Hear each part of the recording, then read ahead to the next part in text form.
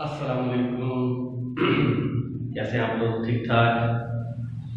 हमारा सब्जेक्ट है अकाउंटिंग और क्लास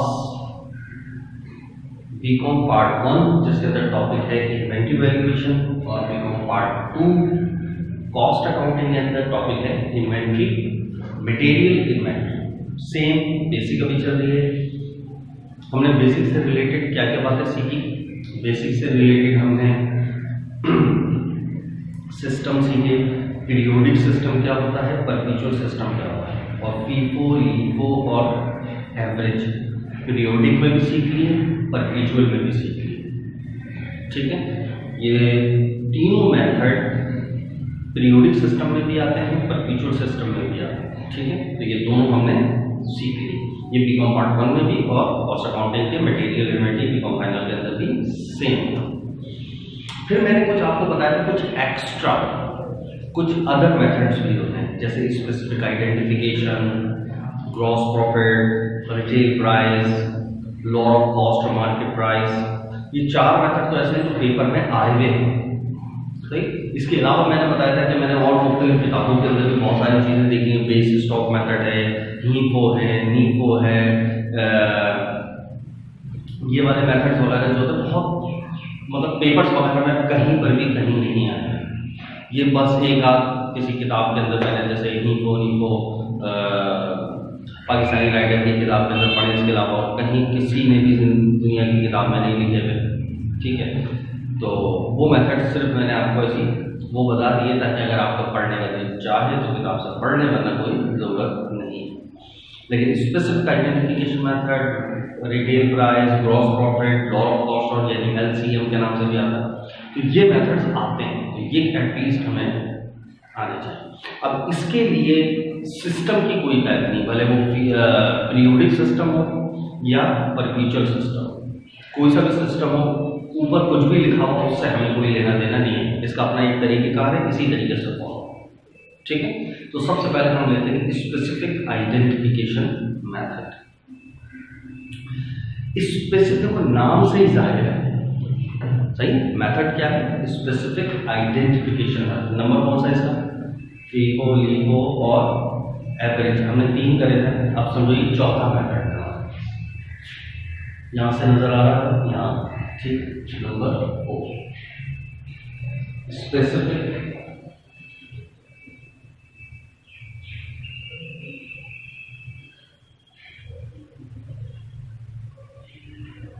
specific identification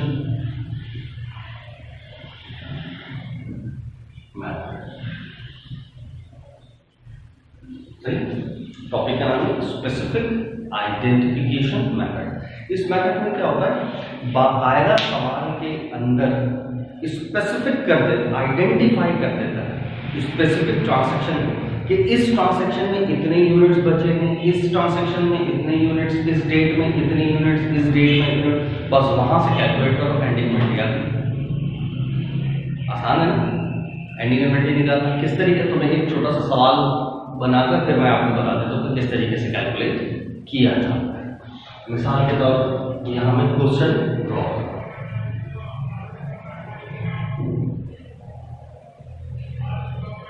ठीक है, नजर आ रहा क्वेश्चन। फर्स्ट करो एक ही महीने का डेटा लेना है, 2020 जनवरी की 1 को हमारे पास ओपनिंग पड़ी है, यानी इन्वेंट्री पड़ी हुई है 100 यूनिट है, और एक कितने का? 10 रुपये का। ठीक है, और टोटल कितने हो गए? 12। फिर उसके बाद 5 तारीख को हमने परचेज किया है, कितने? 50 यूनिट खरीदे, 30 वाले, और 10 तारीख को फिर परचेज किए हैं 100 यूनिट 30 वाले, फिर 20 तारीख को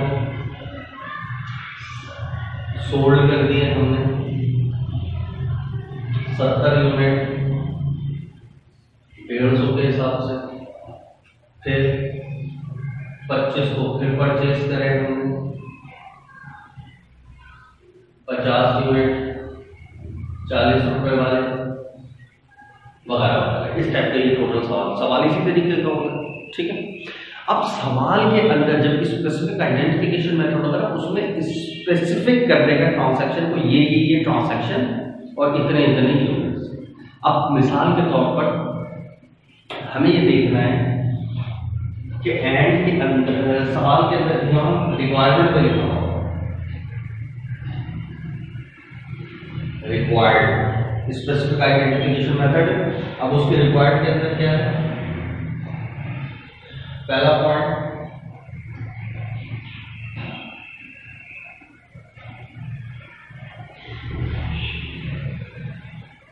एंडिंग यूनिट्स, सही।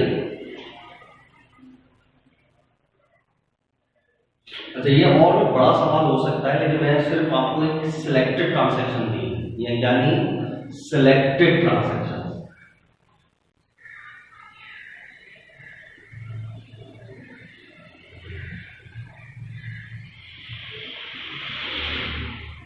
ये कुछ सिलेक्टेड ट्रांजैक्शन, सही, बाकी डेटा कुछ गिवन है। मिसाल के ऊपर एंडिंग इन्वेंटरी उसने बता दिया कितने 150 यूनिट है, एंडिंग इन्वेंटरी में कुछ उसने बता दिया, या हमें कैलकुलेट करना होगा। कैलकुलेट कैसे करते हैं वो हम लास्ट लेक्चर्स के अंदर कैलकुलेट करेंगे, या टोटल पहले ओपनिंग में इतने यूनिट से टोटल इतने खरीदे, इतने बिक चुके हैं, तो एंड में कितने बचे, ये बचे।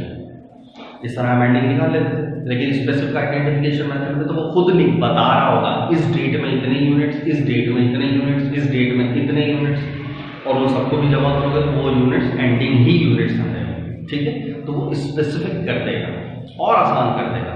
कैसे, तो जैसा पहली चीज उसने बता दी क्या कि जनवरी फर्स्ट के अंदर 10 यूनिट्स, सही, और 10 के अंदर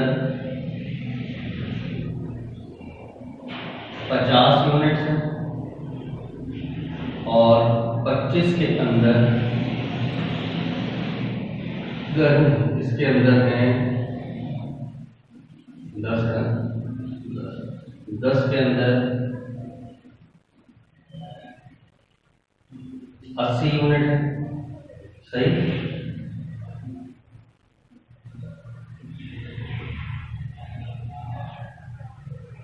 जनवरी की पहली के अंदर 50 यूनिट है,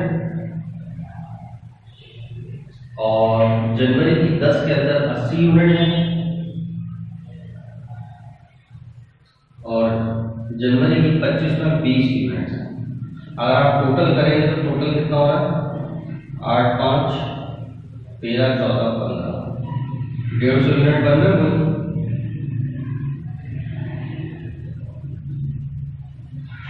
है ना। तो इस तरीके से सवाल की रिक्वायरमेंट के अंदर बाकायदा डिटेल मौजूद होगी कि इस डेट में इतने इतने यूनिट्स मौजूद हैं। तो उसने बता दिया इस तारीख में इतने यूनिट्स हैं, इस तारीख में इतने यूनिट्स हैं, इस तारीख में इतने यूनिट्स हैं। उन सब यूनिट्स को जमा करो तो वही एंडिंग इन्वेंटरी के यूनिट्स ही आते हैं। ठीक है, अब बस आपने कैलकुलेट क्या करना है, इस मेथड के अंदर सिंपल एक काम करना है। जब आप ये लिखेंगे स्पेसिफिक आइडेंटिफिकेशन मेथड के जरिए क्या निकालना है, एंडिंग इन्वेंटरी। ठीक है, तो आपने हेडिंग डाली,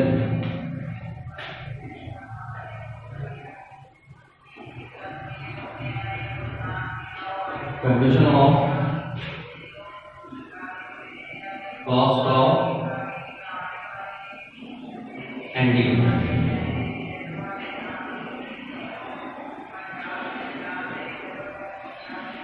सही, क्या निकाल रहे हैं हम, एंडिंग इन्वेंटरी की वैल्यू निकाल रहे हैं। अब एंडिंग इन्वेंटरी की वैल्यू कैसे निकालते हैं, उस डेट मेंशन की गई क्या है 2023 जैन की फर्स्ट को 50 यूनिट, तो जैन की फर्स्ट को 50 यूनिट है, तो जैन की फर्स्ट को 50 यूनिट और एक कितने का 10 रुपए का, तो लिहाजा मल्टीप्लाई बाय 10, बस ये काम है। 10 जनवरी कितने यूनिट्स हैं, 80 यूनिट्स, तो 10 जनवरी को 80 यूनिट है, तो 10 जनवरी को 80 यूनिट पर यूनिट कितने का था? 30 रुपए मल्टीप्लाई बाय 30। उसके बाद 25 जनवरी को कितने? 20 यूनिट, 20 यूनिट, और 25 जनवरी का पर यूनिट कितने का? 40 रुपए का मल्टीप्लाई बाय 40। बस ये। अब इसको जरा आप मल्टीप्लाई करें, ये कितना हो गया?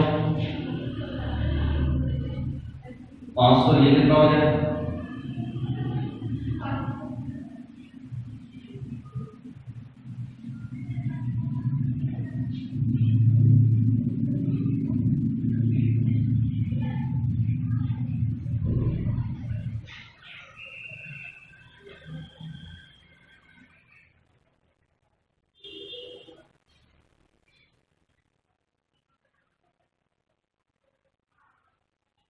कैलकुलेट कर लो कितना हो गया?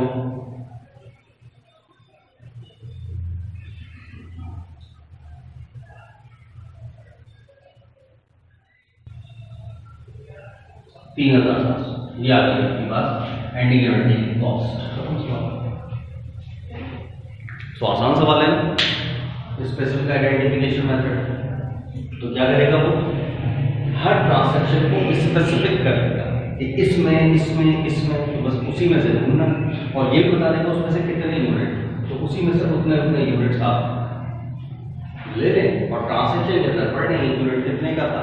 ये स्पेसिफिक आइडेंटिफिकेशन मेथड। कोई इशू था इसमें? कुछ भी नहीं, जो उसने स्पेसिफिक किया था ट्रांसैक्शन 1, 10 और 25, तो हमने 1, 10 और 25 ही वाले का पर यूनिट उठाया और यूनिट्स को दे रहा हूँ, इतने यूनिट्स इतने यूनिट्स और वो उतने यूनिट्स को जो एंडिंग इन्वेंटरी के यूनिट्स अगर मैं इसमें कैलकुलेट करूँ तो ये 150 यूनिट आ रहा है।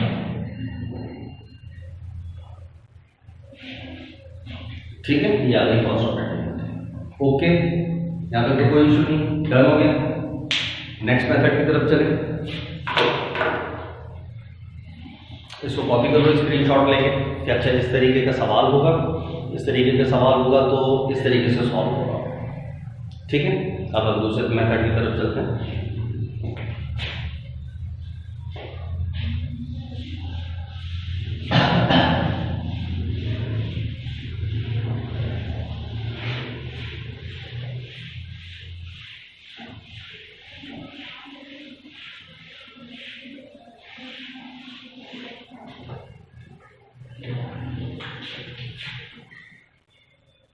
और नंबर 5 है ग्रॉस प्रॉफिट मेथड। ये हर मेथड के अंदर स्पेसिफिक हो, ग्रॉस प्रॉफिट हो, रिटेल प्राइस हो या लोअर ऑफ कॉस्ट और मार्केट हो, सब में बेसिकली काम क्या करना होता है? एंडिंग इन्वेंटरी की कॉस्ट। पूरे सवाल के अंदर ही उसूल क्या है? एंडिंग इन्वेंटरी की कॉस्ट। वो बात है, बात तो कभी कुछ मांग लेता है, कभी कुछ मांग लेता है, लेकिन उसूल ये भी है। तो अब है ग्रॉस प्रॉफिट मेथड। अब इसके अंदर सवाल किस शक्ल का हो सकता है, क्या क्या हो सकता है, वगैरह वगैरह।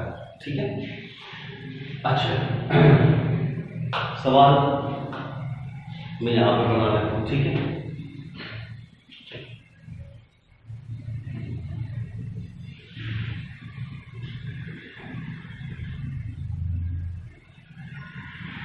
ठीक है, नजर आ रहा क्वेश्चन।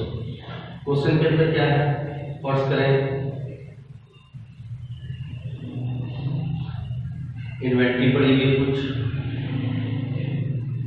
इन्वेंटरी का मतलब ओपनिंग।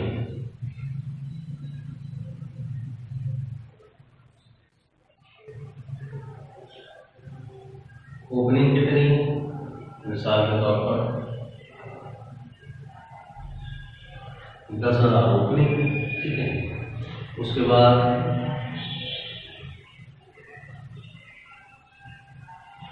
परचेजेस हमने कितना खरीदा? फर्स्ट कर लिया 60 का हमने खरीदा। सही, मेरे पास ओपनिंग में कितने का पड़ा हुआ था? 10 का, और खरीदा कितने का?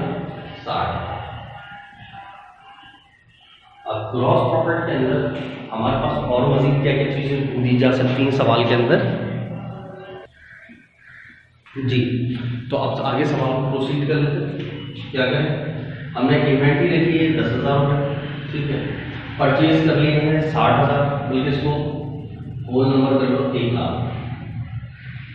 कैलकुलेशन करते हुए जरा प्लस माइनस करते हुए ऐसा नहीं, ये नज़र आ रहा है या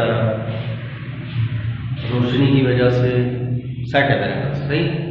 तो ये इन्वेंट्री कितनी है 10,000, परचेज कितने का किया 1 लाख का, और सवाल में क्या गिवन होगा इस मैथड के अंदर, सेल गिवन होगी, हमने सेल्स कर दी 1.5 लाख और ग्रॉस प्रॉफिट परसेंटेज गिवन होगी, सही। कितना ग्रॉस प्रॉफिट परसेंटेज 40%, सही। ये रेट गिवन होगा सवाल, ये चीजें हमारे पास उसूली तौर पर मिलेंगी इस सवाल के अंदर, ठीक है। अब इसको सॉल्व किस तरह करना है, सिंपल आप क्या काम करेंगे, आपने बोला यार मेरे पास मुझे कैलकुलेट क्या करना है, एंडिंग इन्वेंट्री की कॉस्ट मालूम करना कि मेरे पास एंड में कितने का माल बचा। इन्फॉर्मेशन के अंदर क्या है कि मेरे पास पहले से माल इतना है, खरीद के इतना लाया, बेचा इतने का, ये प्रॉफिट का रेट था, बस।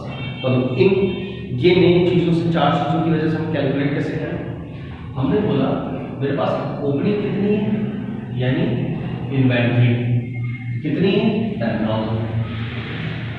अब इसमें अगर मैं ऐड करा दूं क्या चीज, जो मैं खरीद के लाया, परचेजेस वो कितने का माल है 1 लाख का, ऐसे तो कुल मिला के मेरे पास कितने का माल है इस वक्त टोटल 1,10,000। ये आ गया क्या चीज, गुड्स अवेलेबल, है ना, अवेलेबल फॉर सेल्स, ऐसे ही आता है ना, ओपनिंग प्लस परचेज अवेलेबल है। फिर इसमें से उसूल क्या है, एंडिंग को लेस करते हैं तो कॉस्ट ऑफ गुड्स सोल्ड आ जाती है। यही पढ़ा है ना हमेशा से, फर्स्ट ईयर में, सेकंड ईयर में, बीकॉम पार्ट में, फिर आगे की। तो अगर अवेलेबल में से एंडिंग लेस करते हैं तो कॉस्ट ऑफ गुड्स सोल्ड आती है। तो अगर मैं कॉस्ट को लेस कर दूं तो एंडिंग आएगी, बस ये इतना सा सवाल है। आई रिपीट, ओपनिंग के अंदर परचेज जमा करा तो क्या चीज आ गई, अवेलेबल। अवेलेबल में से एंडिंग इन्वेंट्री लेस करते हैं तो क्या आ जाती है, कॉस्ट। तो अगर मैं कॉस्ट लेस कर दूं तो क्या आ जाएगी, एंडिंग इन्वेंट्री। तो सिंपल इज दैट, अगर मैं इसमें से लेस करा दूं क्या चीज, कॉस्ट ऑफ गुड्स सोल्ड होता है। और वो कैसे निकालेंगे, इस डेटा से। डेटा में सेल कितनी है 1.5 लाख दी गई, डेटा के अंदर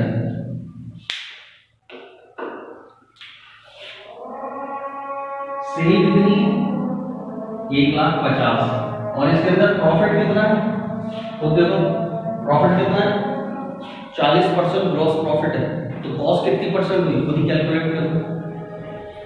सेल किया था 1.5 लाख का, जिसमें 40% आपका प्रॉफिट है, तो आपकी कॉस्ट कितने परसेंट हुई, 60%। तो बस इसका डायरेक्ट 60% निकाल दो। अगर इसका 60% निकालो कितना है 90, कैलकुलेट कर लो, इसका 60% निकालो 90,000।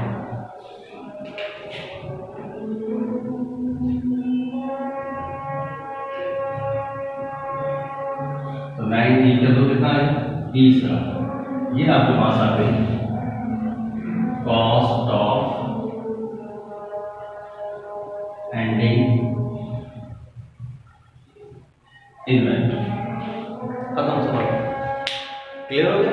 तो ये पैकेट में क्या है, ओपनिंग होगी, परचेज होगी, सेल होगी और रेट, ये मेन 4 चीज होगी। आपने क्या करना है, वही ओपनिंग प्लस परचेज जमा करा, क्या क्या अवेलेबल।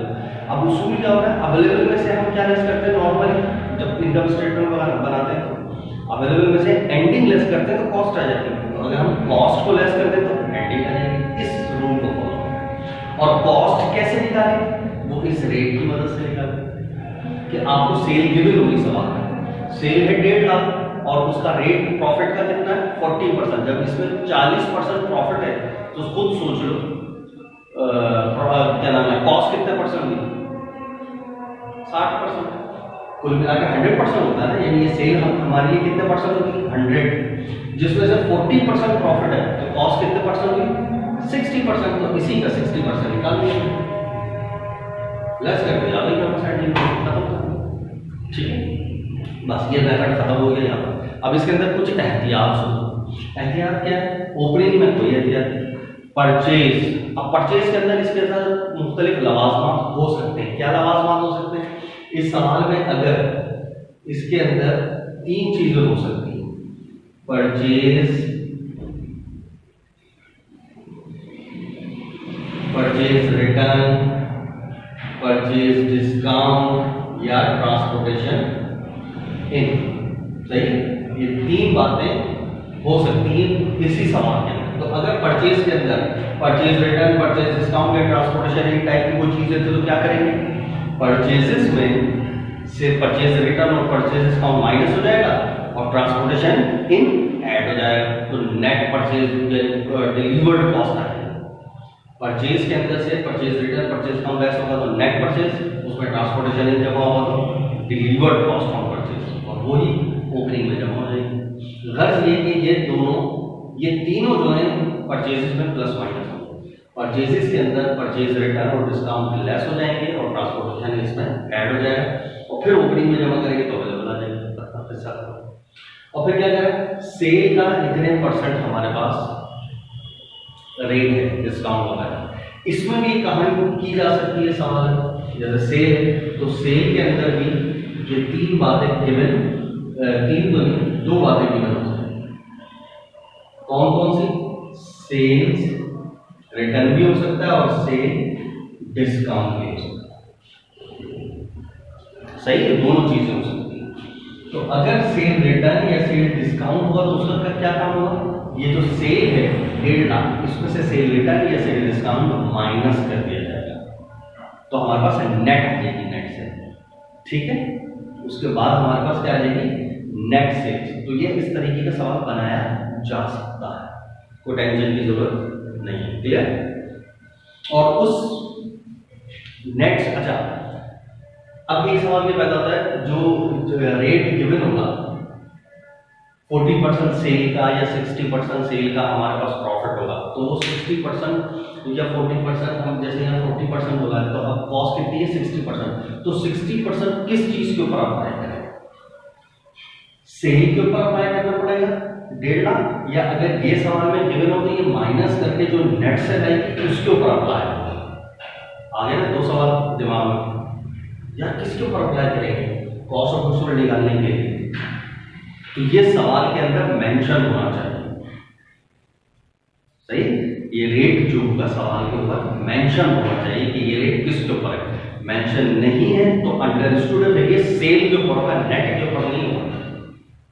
सही, जो भी हमारी सेल होगी उसका इतने % हमारा प्रॉफिट है,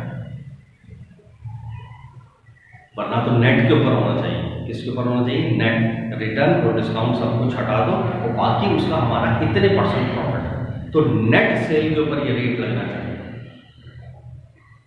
ठीक है, वरना इतनी चीजें एक साथ सवाल में कभी आती हैं, लेकिन फिर भी एहतियातन मैं इस वजह से डिस्कस कर रहा हूं ताकि कोई सवाल दिमाग में रहना चाहिए।